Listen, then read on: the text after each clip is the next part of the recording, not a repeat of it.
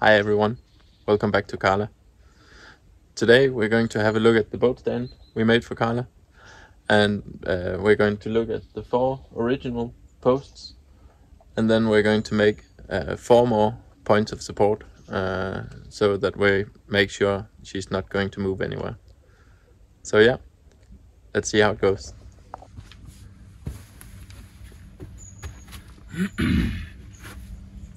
Underneath the keel we have these 5 sets of wooden blocks that she's standing on, and under that there's 5 sets of 2 concrete tiles.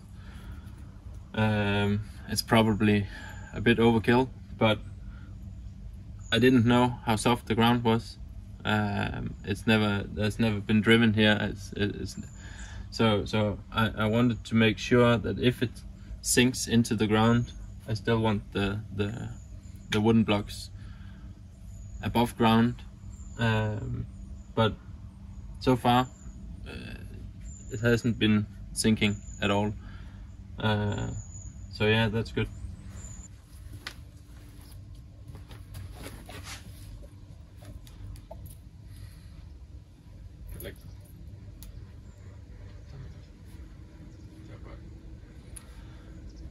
So the first 4 stands I made them so that they could stand alone, so when the boat arrived I could move them into place. I made them a bit too high, actually quite a lot too high, so that I could fit them to the specific height we needed under the boat. I made these seats, or what you want to call it, to fit up against the boat so that it won't damage it, and then I made a wedge we could knock into place so that we can adjust the height a little bit. Everything is put together by screws. Yeah, and then we've tied it from here under the boat and up to the same place on the other side, and we tied it from here and also under the boat to the same place on the other side. So yeah, all in all, I'm very happy with this system. It only took I think 15 minutes when the boat arrived to fit them, and yeah, very happy with it.